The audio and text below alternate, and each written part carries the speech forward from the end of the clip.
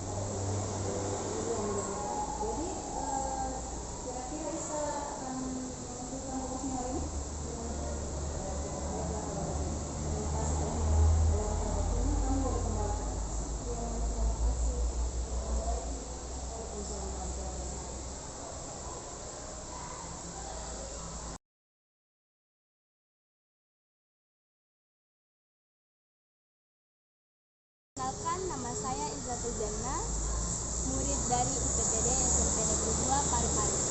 Pengalaman saya setelah dipanggil oleh Mensri, saya mendapatkan solusi dari masalah saya.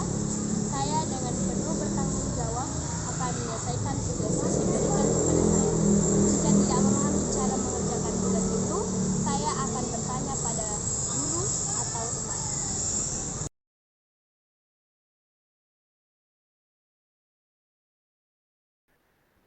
Bismillahirrahmanirrahim. Assalamualaikum warahmatullahi wabarakatuh. Warahmatullahi wabarakatuh. Bapak Ibu yang kami hormati, malam ini kami berdua calon guru penggerak angkatan ke-7 SMP Negeri 2 Parepare akan melakukan sosialisasi budaya positif terkait tugas kami mengikuti kegiatan calon guru penggerak untuk modul 1.4. Jadi malam ini kita akan memaparkan budaya positif. Nanti saya akan membagi 2 sesi kegiatan ini. Yang pertama nanti akan dibawakan oleh Ibu Sri Andriana. Kemudian nanti yang kedua adalah saya akan membawakan dengan materi. Bapak Ibu yang kami hormati, hari ini kita akan membahas tentang budaya positif. Terdiri dari 6 konsep utama, yaitu perubahan paradigma belajar, kemudian disiplin positif, yang ketiga adalah kebutuhan dasar manusia, yang keempat motivasi perilaku manusia, yang kelima adalah posisi kontrol, dan yang keenam adalah keyakinan kelas. Untuk materi pertama sampai materi keempat itu akan dibawakan oleh Ibu Sri Andriana. Kemudian untuk materi 5 dan 6 saya akan membawakannya nanti. Untuk kesempatan ini saya persilakan kepada Ibu Sri Andriana untuk memaparkan materi yang pertama. Oke, terima kasih atas kesempatan diberikan kepada saya. Assalamualaikum warahmatullahi wabarakatuh. Selamat malam Bapak Ibu, mohon maaf mengganggu waktunya. Seperti yang dipaparkan oleh Pak Andirsi tadi, ini adalah bentuk aksi nyata kami di modul 1.4 tentang budaya positif. Kami ditugaskan untuk melakukan sosialisasi terkait materi budaya positif ini ke beberapa rekan sejawat. Izinkan saya untuk share screen Bapak Ibu.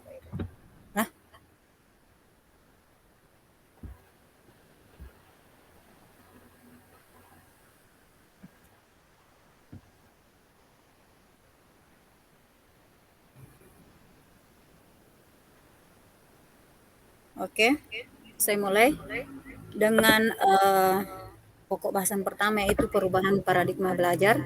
Nah, pembelajaran dengan paradigma baru dirancang berdasarkan prinsip pembelajaran yang terdiferensiasi, sehingga setiap siswa belajar sesuai dengan kebutuhan dari tahap perkembangannya untuk mewujudkan profil pelajar Pancasila.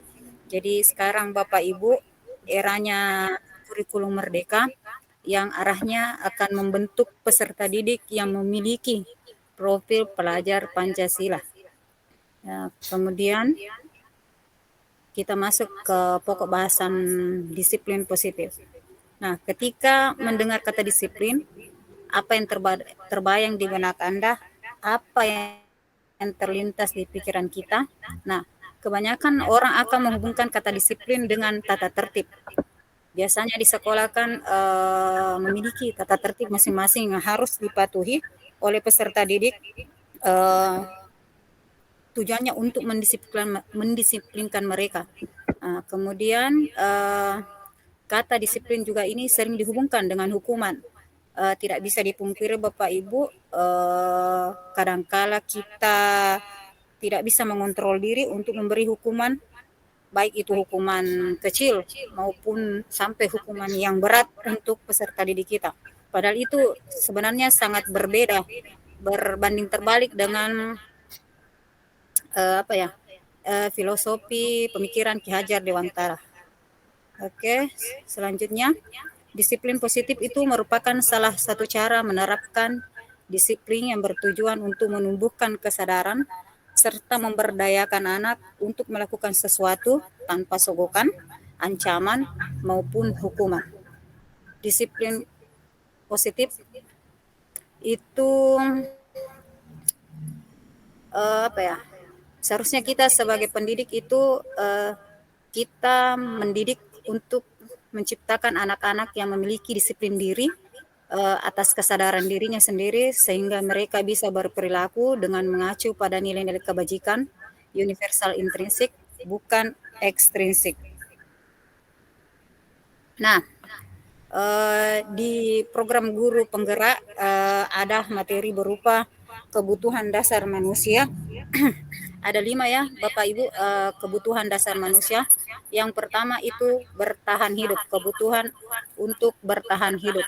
Nah, kebutuhan untuk bertahan hidup ini adalah kebutuhan fisiologi, contohnya rasa lapar, dan kebutuhan psikologis, contohnya itu rasa aman. Jadi rasa aman akan contohnya itu adalah bentuknya tempat tinggal. Kemudian yang kedua itu kebutuhan akan kasih sayang dan rasa diterima. Jadi tidak dipungkiri manusia itu membutuhkan rasa kasih sayang dan rasa untuk diterima antara sesama manusia yang lain. Dan kemudian kebutuhan penguasaan. Kebutuhan penguasaan ini adalah bentuknya berupa kebutuhan pengakuan atas kekuasaan, pengakuan atas prestasi, seperti itu contohnya Bapak Ibu. Kemudian selanjutnya kebutuhan kebebasan. Kebutuhan kebebasan di sini adalah kebebasan untuk membuat pilihan, hidup tanpa ada intervensi dari orang lain. Dan terakhir itu adalah kebutuhan kesenangan. Kebutuhan kesenangan di sini adalah kebutuhan untuk terus merasa senang, bahagia, baik itu hal-hal kecil maupun hal-hal yang besar. Nah, selanjutnya kita masuk ke materi motivasi perilaku manusia. Nah, motivasi di sini ada beberapa macam, yaitu pertama menghindari ketidaknyamanan dan hukuman, kemudian mendapatkan imbalan atau penghargaan dari orang lain. Yang ketiga itu menghargai nilai-nilai kebajikan diri sendiri. Nah, menghindari ketidaknyamanan dan hukuman itu contohnya murid melakukan disiplin diri karena ia takut dihukum. Nah, ini merupakan motivasi ekstrinsik. Sebagai guru yang harusnya menerapkan kurikulum merdeka, Bapak Ibu, ini yang perlu dihindari. Jangan sampai anak kita mendisiplinkan dirinya sesaat hanya karena takut dihukum oleh kita, karena takut dimarahi oleh kita sebagai gurunya. Jadi ini yang perlu dihindari. Tidak boleh mendisiplinkan murid atau peserta didik dengan cara dihukum seperti itu. Kemudian mendapatkan imbalan atau penghargaan dari orang lain. Nah, murid melakukan disiplin diri karena ia ingin mendapat imbalan, ini juga merupakan motivasi ekstrinsik. Jadi dulunya saya pikir itu hal yang baik jika kita memberikan imbalan atau pujian atau penghargaan kepada murid kita ketika dia mampu mencapai sesuatu. Setelah mempelajari modul di program guru penggerak, ternyata itu salah Bapak Ibu. Jadi kita tidak boleh mengiming-imingi siswa kita berupa imbalan, pujian. Kan biasanya kita kasih gula-gula kalau semisal dia mampu menjawab pertanyaan kita. Nah, ternyata itu tidak boleh dilakukan Bapak Ibu. Nah, selanjutnya menghargai nilai-nilai kebajikan diri sendiri. Murid melakukan disiplin diri karena sadar akan nilai kebajikan dirinya. Ini yang paling bagus Bapak Ibu. Jadi motivasi intrinsik itu adalah motivasi yang datangnya dari dalam, dari kesadaran diri sendiri. Jadi ini yang perlu dikembangkan oleh peserta didik kita. Motivasi itu harusnya sifatnya dari dalam, atau dengan kata lain motivasi intrinsik. Jadi kita harus membangun motivasi peserta didik kita dari dalam. Jangan karena ada imbalan atau diberikan hukuman untuk mendisiplinkan diri peserta didik kita. Nah, saya kembalikan ke Pak Andi Risdi.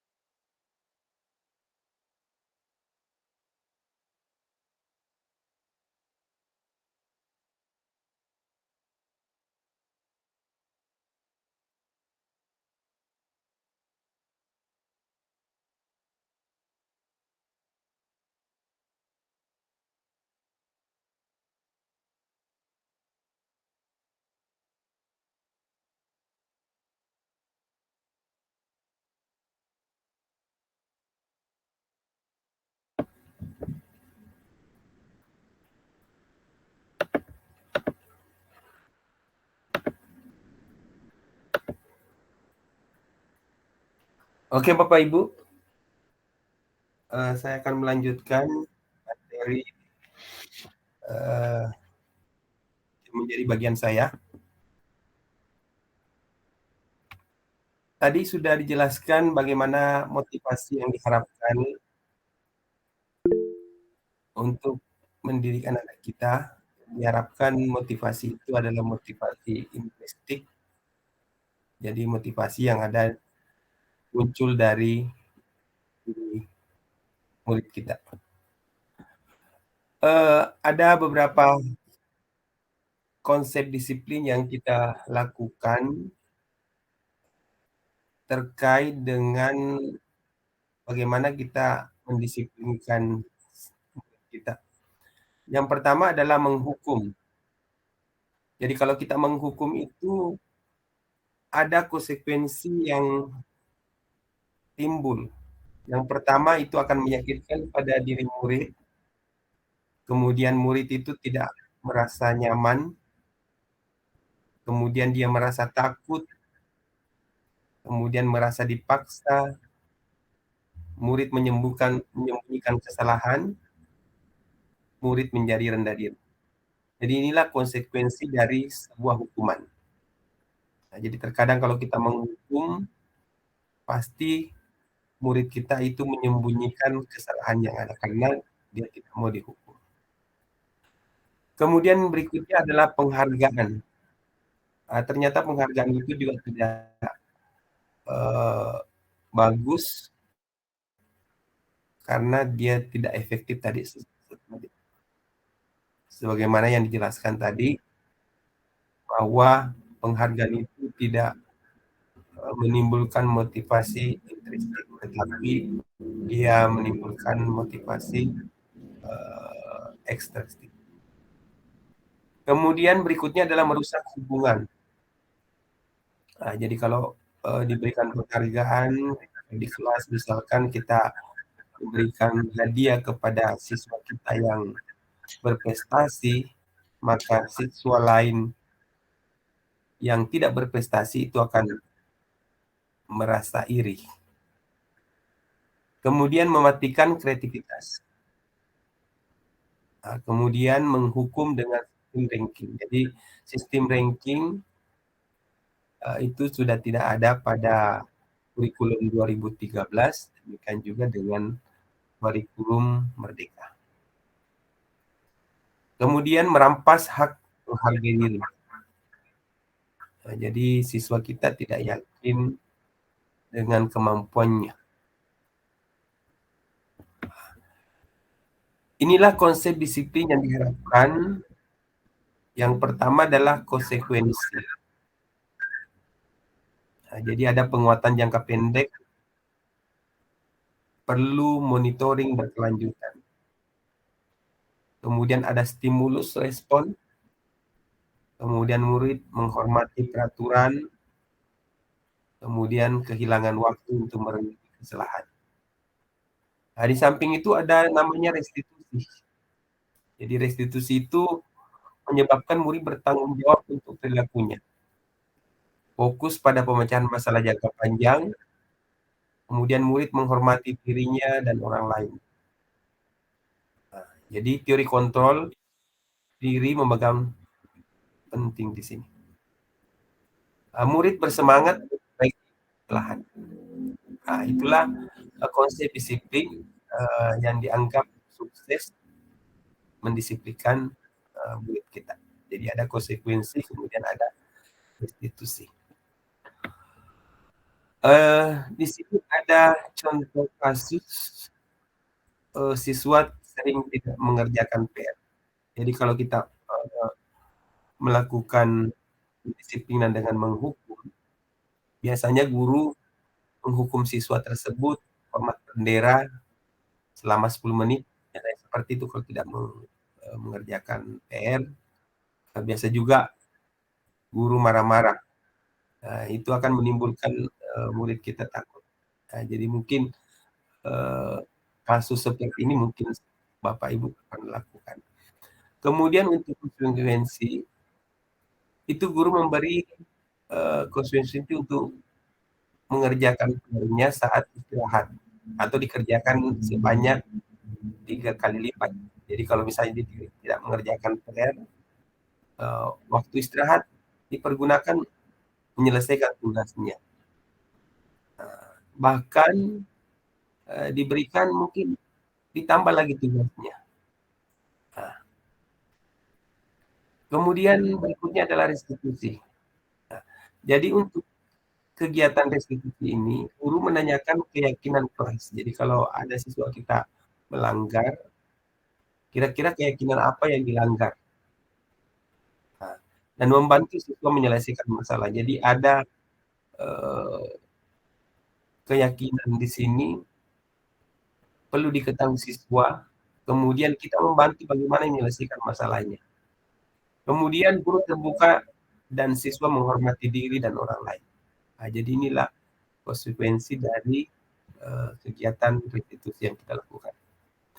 Nah, kemudian berikutnya, ini ada 5 posisi kontrol yang Bapak Ibu miliki. Yang pertama adalah penghukum, kemudian pembuat rasa bersalah, teman, pemantau, dan manajer. Jadi kelimanya ini berdasarkan penelitian ahli, ini terjadi di dalam lingkungan sekolah. Demikian juga di lingkungan kantor. Untuk kasus sebagai posisi kontrol penghukum, misalnya kasusnya adalah siswa tidak memakai atribut saat upacara.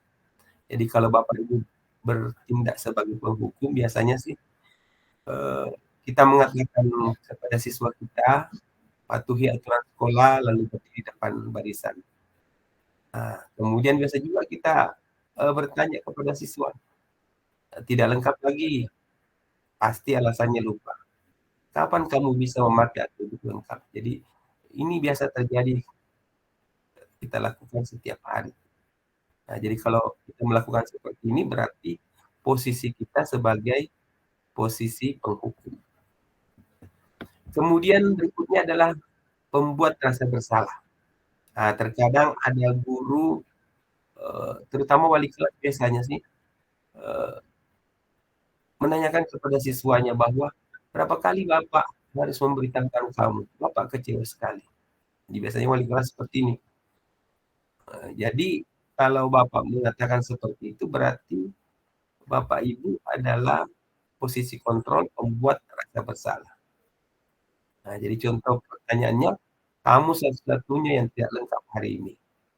Jadi ada rasa kecewa dari Bapak Ibu. Nah, sehingga kita merasa bersalah. Kemudian posisi kontrol yang berikutnya adalah teman. Nah, jadi kalau dia sebagai teman biasanya perkataannya itu lembut-lembut, seolah-olah dia sebagai teman. Contohnya adalah, ayolah yang tertib, buat Bapak bangga. Kalian ini kali ini tidak apa-apa. Jadi maksudnya di sini atributnya tidak lengkap ya. Kali ini tidak apa-apa buat kesalahan, tapi pasti lain kali akan terulang lagi. Jadi kalau pertanyaan seperti yang kita ungkapkan itu berarti Bapak Ibu berada pada posisi kontrol sebagai teman. Kemudian terkadang kita juga berada pada posisi kontrol pemantau. Jadi biasanya kata-kata yang muncul, kamu sudah melanggar. Apa peraturan dan konstitusinya? Nah, jadi biasa kita lakukan seperti ini. Ya, jadi kalau seperti itu yang kita lakukan, berarti Bapak Ibu berada pada posisi pemantau. Nah, ini yang kita harapkan dari posisi kontrol yang ada sebagai manajer. Jadi kalau kita sebagai manajer, maka kita akan memberikan pertanyaan untuk kasus contoh ini. Misalkan, apakah kamu tahu kesalahanmu? Kira-kira bagaimana kamu akan memperbaiki kesalahan ini? Nah, jadi kita memberikan pertanyaan terkait kesalahan yang diperbuatnya, kemudian kita akan mencarikan solusi dari kesalahan yang ada. Jadi posisi seperti ini yang diharapkan timbul pada diri seorang guru. Bapak Ibu yang saya hormati, selanjutnya adalah keyakinan kelas. Jadi diharapkan di dalam kelas itu terbentuk suatu keyakinan kelas. Jadi keyakinan kelas itu harus diterapkan di dalam kelas. Jadi keyakinan kelas timbul dari peraturan-peraturan yang ada. Nah, keyakinan kelas itu berupa pertanyaan yang universal. Jadi selalu dibentuk dari pernyataan yang positif. Jadi bukan pernyataan yang negatif. Jadi kalau pernyataan negatif tidak terlambat, berarti itu adalah peraturan. Jadi kalau dia berbentuk keyakinan kelas itu diharapkan harus positif. Berarti kalau tidak terlambat masuk kelas, berarti kebalikannya dari tidak terlambat masuk kelas. Tepat waktu masuk kelas. Keyakinan kelas itu hendaknya tidak perlu banyak. Kenapa tidak perlu banyak?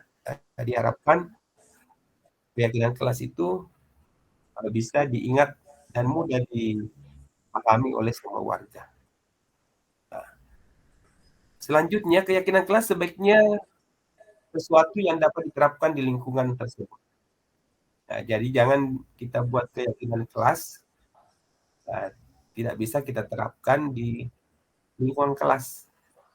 Tapi mungkin keyakinan kelas itu lebih menjurus kepada keyakinan sekolah. Nah, kemudian dalam pembuatannya, semua warga kelas itu harus berkontribusi. Jadi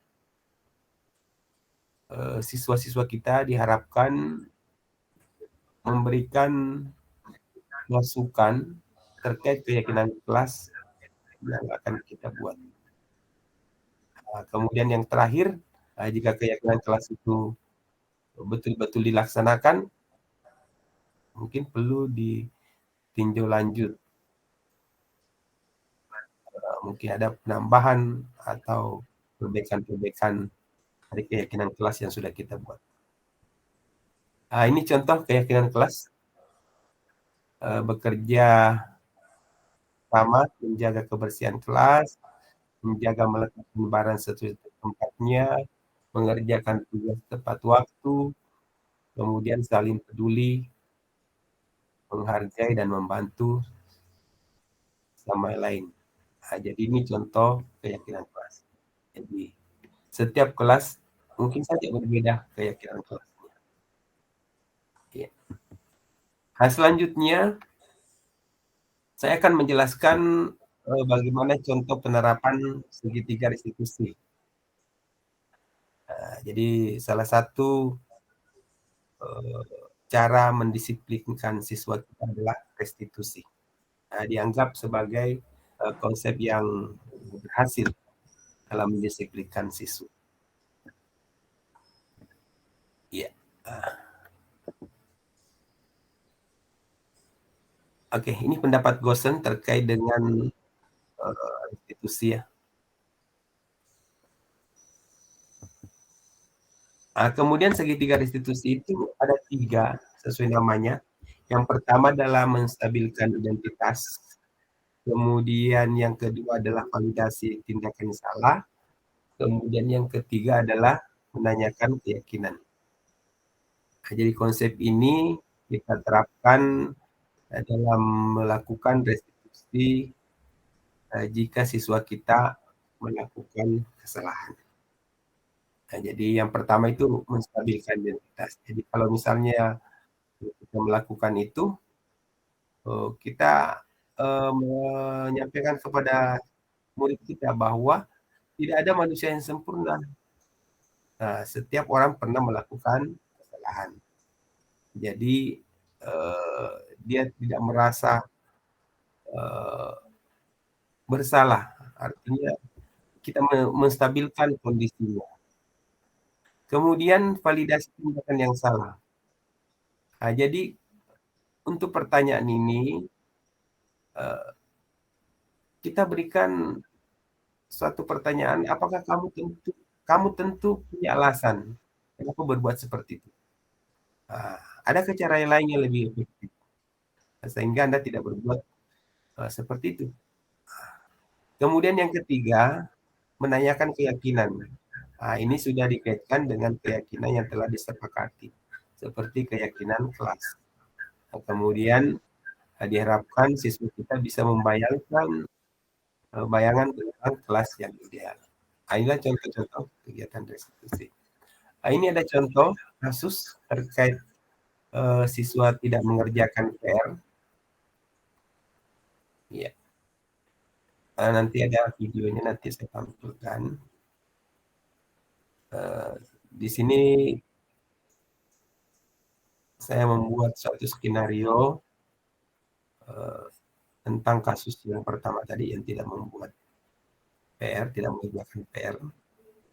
Jadi ada 3 langkah proses menstabilkan identitas. Ini skenario-nya. Kemudian validasi tindakan yang salah. Skenario-nya seperti ini. Kemudian yang ketiga menanyakan keyakinan kelas. Ini skenario-nya. Ya. Oke, seperti ini videonya. Saya putarkan dulu. Dan bisa terdengar.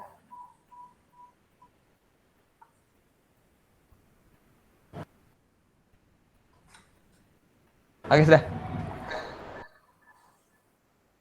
Oke, apa kabar?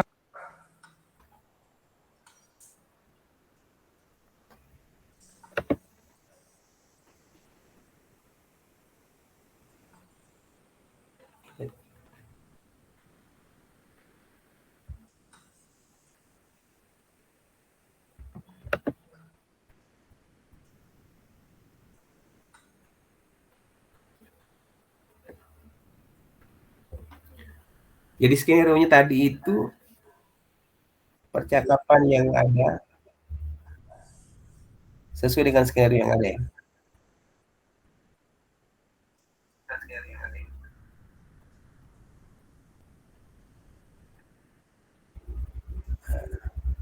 Mohon maaf jaringannya tidak mendukung ya. Iya, oke, saya skip saja.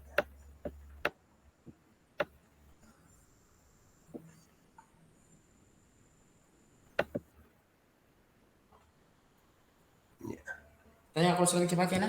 Ini kasus yang kedua, menyontek pada saat ulangan harian. Foto. Kenapa jadi 290?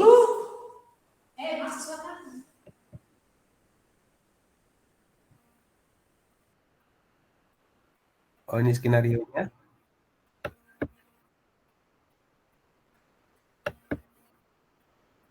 Ya, kasus kedua ini.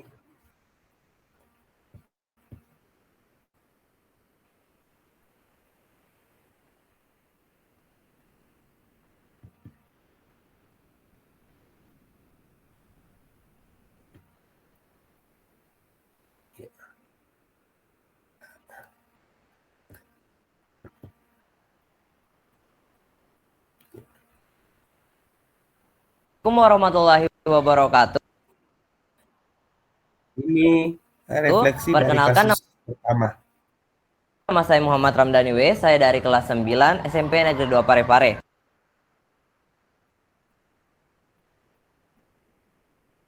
Saya merasa sangat senang ketika dipanggil oleh Sir Andi karena ia memberikan saya solusi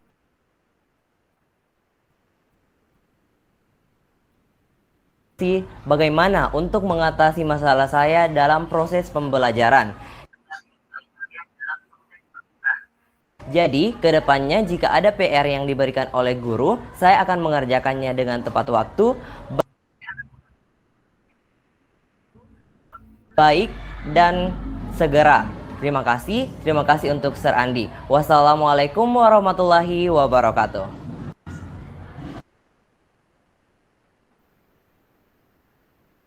Oke, itu tadi refleksi ya. Oke, saya kira terima kasih atas kesempatan yang Bapak Ibu luangkan untuk kegiatan kita malam hari ini. Mudah-mudahan kegiatan kita bisa kita aplikasikan dalam upaya mendisiplinkan siswa kita. Terima kasih. Saya Andi Rusdi dan Ibu Sri Andriana mengucapkan terima kasih atas kesempatan Bapak Ibu mengikuti kegiatan malam ini. Marilah kita bersama-sama menutup kegiatan ini dengan bersama membaca hamdalah. Alhamdulillahirrabbilalamin. Terima kasih. Assalamualaikum warahmatullahi wabarakatuh. Assalamualaikum warahmatullahi wabarakatuh.